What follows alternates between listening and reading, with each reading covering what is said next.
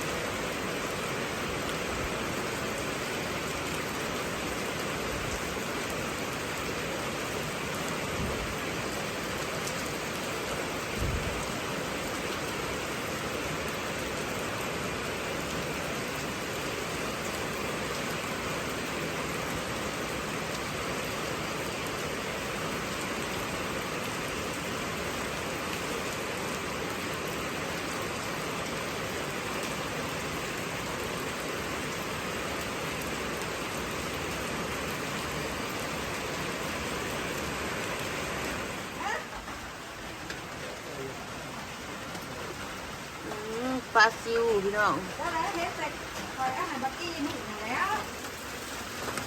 เฮ้ยบักกี้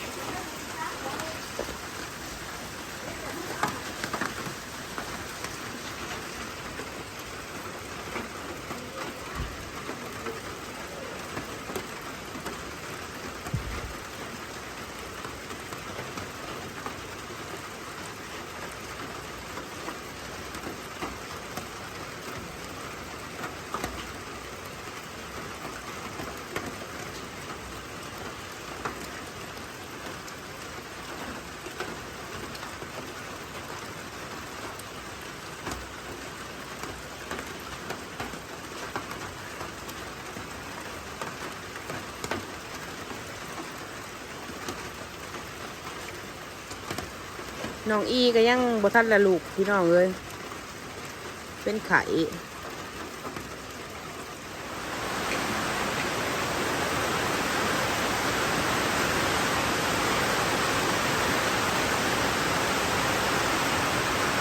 กินข้าวกับไข่พี่น้องคนโต๊ะโคตรแห้งเลยพี่น้องเอ้ย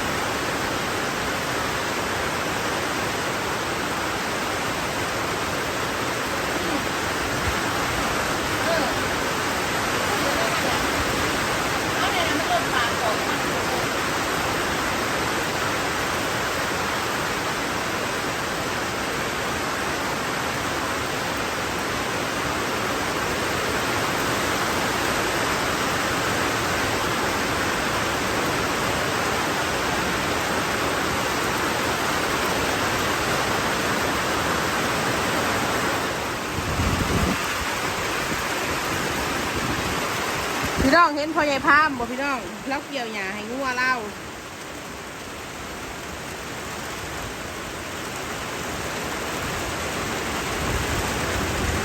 นี่นะ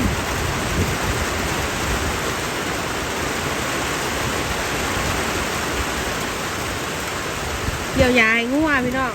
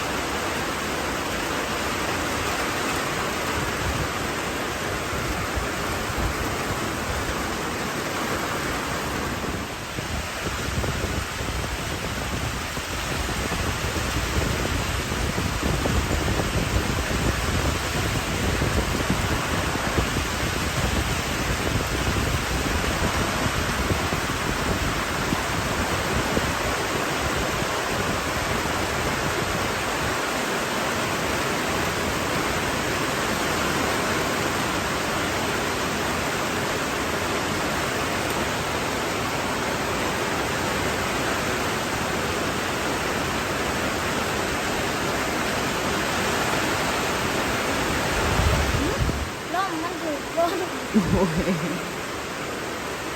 ที่แรกเราไปกินยาแล้วจะไปนอน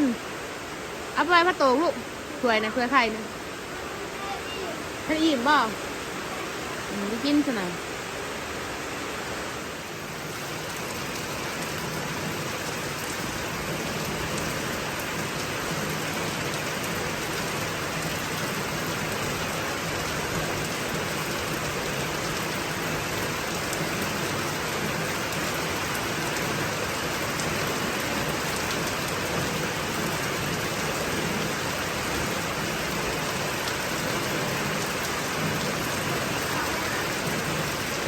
เราบริเห็นได้ลูก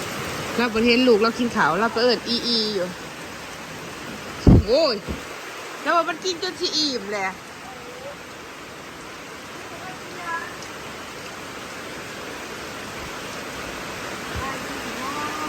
จะลงไปเห็นยังไง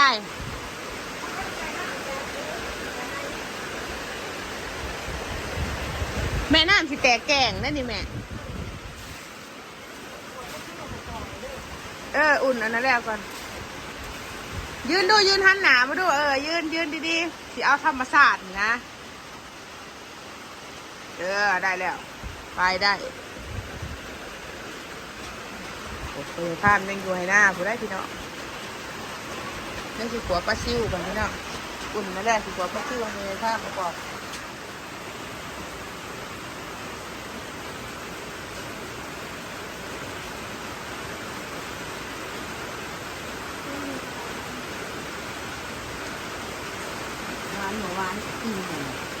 เต็มบ่วง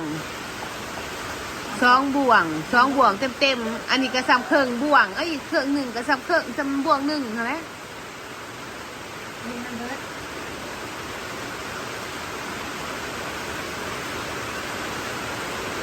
แล้วติดเบียร์กินเซยโลกมันอยากกินจานตะกาวอยากจะเข้ากัน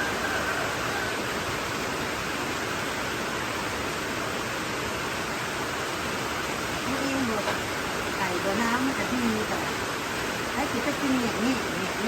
กินนักขนาดนี้ว่ามันหักข้อหักข้างมันหนักหน้า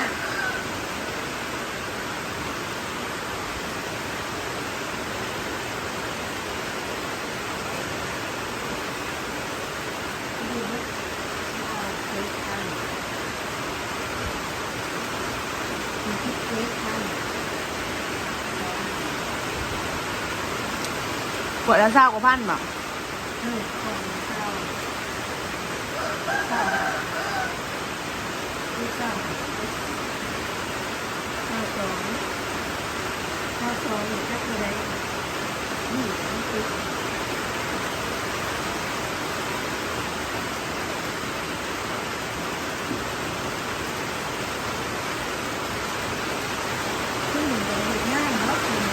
ได้เฮ็ดงานมื้อ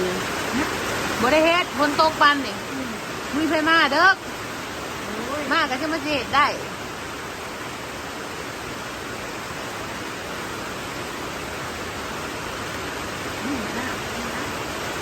นี่แหละนี่หน้านี่หน้าขอบหนึ่งขอบหนึ่งยาลงที่มา ฝนตกหนักขนาดเลยพี่น้องเออ